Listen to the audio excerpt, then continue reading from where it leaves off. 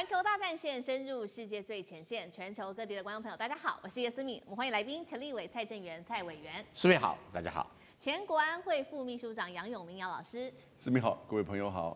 陆军退役少将李正杰将军。思敏好，各位观众大家好。好，观众朋友，我们要赶快来关心哦。上周五才刚落幕的这一场川习会上面达成了什么重点呢？这次 TPP 成为这个川普的甜头哦。那么中国制造则是反压全球。我们今天也会来关心，在针对大豆方面，美国的农民都非常的忧心嘛。现在确定了大陆仍然是零采购的，习近平的大局到底是什么？要来逼川普低头吗？今天会一起的来做解读。赶快来看到今天开场的火线话题。首先，这一次的川习会谈判有谈到 TPP， 现在被视为大陆说是双赢哦。大家也在看说，是不是习近平这个时候只是送出了一个小甜头给川普呢？他要换来北京在背后有一个更大、更远的一个大棋局阴谋吗？第二个事情我们会来关心，确实哦，到现在为止，这个大豆都在采收了，但是确认的是大陆仍然是零采购大豆，真的是把川普给急死了。原因是最新的消息，大豆协会，这是来自美国的主席站出来怒吼了。他说：“50万农民现在被卡死啊，我们急需要市场，急需要改变。你川普到底还能够撑多久呢？”今天也会来做回答。最后第三个，我们来看到的是川普的关税，现在说反助中国，因为中国制造现在反压全球。成为这些竞争对手，在他们眼里都不是竞争对手了，怎么回事？等一下一起的来做关心。最新消息，赶快来关心哦！这个川习会上周五通话完后，川普就立刻的火速发文了，他说 ：“Yes， 谈判终于出现了重大的进展了，尤其就是在 TPP 上面。白宫立刻证实说，海外的这个版本 TPP 的交易，几天内我们就会来做签署了。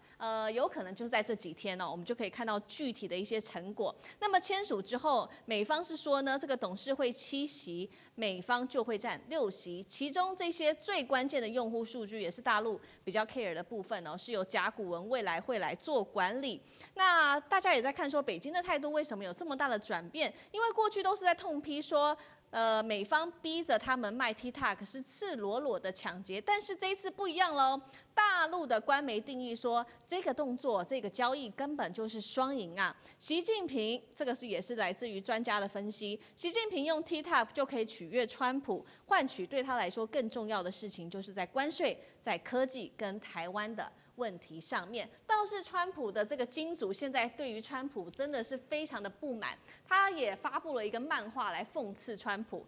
这个漫画里面就话说，这个川普跟习近平两个人在玩牌，川普说我手里也有牌，结果习近平冷回说，对啦，你是有牌，只是这牌呢是中国制造的，来反讽川普。再来，我们来看到大陆的学者，就是上海财经大学金融学院的院长，他是这样说的，他是姚洋，他说美国制造终究离不开中国制造，所以川普的关税反倒是帮了中国一大把哦，因为川普的关税对中国的竞争对手都在课征关税，而大陆制造永远都具备低成本优势，让中企在这一波贸易战之后变得更具有优势了。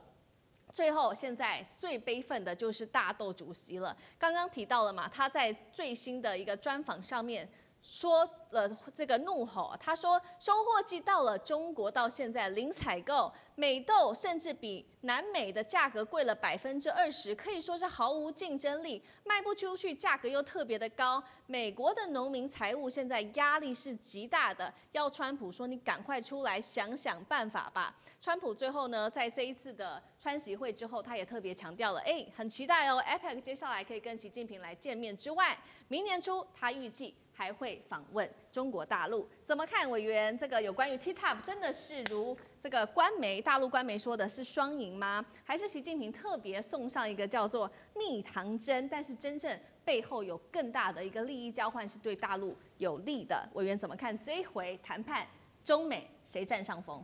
双赢就表示要美国赢，中国也赢。那美国有没有赢未必，但是川普赢了。因为川普需要 TikTok 来作为他的宣传管道，他的群众支持者大部分都聚集在 TikTok 里面去，原因是主流媒体真的还是不喜欢川普，所以川普有什么动静，老是会被主流媒体给予这个抹黑、抹红、扭曲，对川普来讲不胜其烦。但是他的支持者在 TikTok 所散布的一些影片、视频啊，对川普是极度有利。所以川普明年共和党的选举没有 TikTok 会更惨。有了 TikTok 可以做相当程度的弥补，他现在绝对不能够放弃 TikTok。那原先啊，中国政府的立场是，你不接受啊，你开了什么条件，那就关掉吧，反正对中国政府也不痛不痒，关就关吧，反正我数据不会卖给你。但是这种调性调高了以后，川普一定要拿东西来换。对，所以换到什么东西，目前中国并没有任何表示，到底是换到科技、换到台湾问题，还是换到关税，目前为止还没有任何讯息。但想必应该有换到什么东西，要不然的话，不会喊双赢。那如果说没有换到任何像样的东西，那就单赢啊，怎么能双赢？对，这个我们还继续在看，还继续在看哈。那你说到底是谁占上风呢？那可不太一定哈。目前台湾问题，美国还捏在手上啊，说台湾政治地位未定论。他回避掉以前讲的法律地位，专讲政治地位。那中国大陆还没有看到有一个正式的回应，那只有外交部发言人2-3句话就这样交代过去啊，谈不上到底有什么交换的条件。我们可能还在观察一段时间。那仪式上当然就是通电话啦，然后到 APEC 见面啦，然后明年给什么正式访问啦。但是这些程序、这些走过场的活动，背面一定有文章。背面的文章就是美国在台湾问题上面要退让什么，中国可以拿到什么。那其他的什么大豆啊，那就对中国来讲有重要吗？不重要啊。那你说科技，中国现在的科技也猛在迎头赶上，那争取的是时间。那你美国的科技啊，又能够限制中国到什么程度？还有中国不买你 H20，你要不要卖它 B300或 B200？Blackwell 啊200。那如果你不卖，那就拉倒。现在中国也是以逸待劳，反正就是筹码在手上。这个通知各大这个算力中心的巨头们，不准买美国的。对，不能买辉达。所以这一招很狠，那我觉得这招是对的哈。所以他们这样一番较劲，一定要观察1个月左右才会知道说，陆续产生出来的真相是什么。现在说双赢，言之过早。好，我们也来看到，那确实现在大陆说的双赢，大家就在看说背后的交换到底是什么，之后还要持续观察，不管是关税，不管是科技，还是台湾问题。但另一方面，这个确实现在大陆可以死握着川普最害怕的就是他的选票，因为50万农民现在在叫苦连天。厉将军怎么看这一场这个川习会谈？这第一个问题，第二个有关于大豆的议题。我觉得这个美国大豆这些农民来讲，大家应该是绝望了应该是没希望。为什么？因为大豆它不是说今天产了，你明天就可以运出去那就像是其实每一种农作物它都有固定生产的时间，那每个地区生产时间不一样。我举一个最简单的例子，譬如说我们在台湾的芒果，大家应该都台湾芒果很好吃嘛其实最早能够熟成的芒果是枋寮，从南部开始，然后一路向北来生产，最后是到台南的玉井它是有，就这个月可能是刚开始是这个枋寮的，然后最后1个月生产的是玉井的，因为随着纬度高度的不同，所以说它成熟时间不一样。大豆也是一样，北美洲就是美国产的大豆，跟南美洲它生产的时间是不一样的这是第一个。第二个来讲的话，你知道美国最大的农产品输出就是大豆其实我们今天讲的有50万的农民靠种大豆这个来出口来维持它的生计。那现在来讲的话，美国这批的大豆今年已经这个生产了，它按理说应该在这个前2个月就应该要收，甚至于在更早时间就要收到订单。他收到订单以后，才能够去安排船期才能够销售的管道都要安排好。那等到这个收成之后，马上就可以用船运出去，因为大豆一定要新鲜嘛，运到这个中国大陆以后，看是这个去做大豆油啊，或者是做其他的这种农产品附加的功能，才可以再做运。那现在如果说已经收成了，到现在还没有订单，我跟你讲，它就很难再运出去了，你知道？因为再来1月份的时候，年初的时候换巴西的大豆成熟，那如果中国现在已经下订单，跟巴西大豆已经下订单来讲的话，我觉得美国豆农这把真的是就已经是欲哭无泪了。那尤其是本来还指望说，这个习近平跟川普这次会谈里面会不会谈到大豆的问题，但到现在为止，我们得到的资讯好像没有提到跟大豆有关的问题。那美国需要这个豆农对中国这个出口有多严重呢？美国有60%的大豆出口是卖到中国去的，那数量是多少呢？2500万吨，大概一年2500万吨。然后这是第一名，第二名是多少？第二名是欧盟，欧盟只有多少？490万吨，也就是说连到中国的1/5都不到。那你想想看，如果说是这么大一个这个市场，它一旦没有的话，对于这些豆农的损失会有多大？大家不要以为说大豆来讲的话，我今年没卖，我存储在那边，明年还可以卖。我讲大豆是不能存储的，你放久以后它就发芽了，甚至于腐烂了，甚至于更严重一点，你连喂猪吃都不行，因为它会产生黄菊毒素嘛，就你连当饲料可能都有问题。所以我觉得这把可能豆农来讲，美国豆农来讲的话，其实我很同情他们，尤其是我看到这个大豆协会主席那个脸晒得红彤彤的。很辛苦的感觉，很辛苦，真的很辛苦。他在太阳底下，这个割这个拖拉机，开拖拉机去割，就到最后卖不出去。你想想看，那种心里头真的是在淌血啊。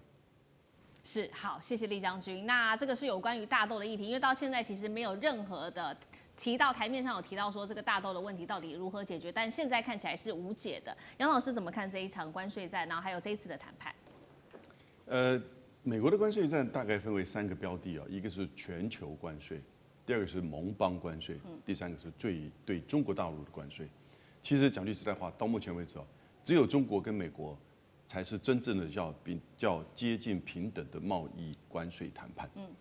那美国的关税到现在8月份才开始实施了，在这个之前，其实你看到贸易的移转减少增加就已经很明显。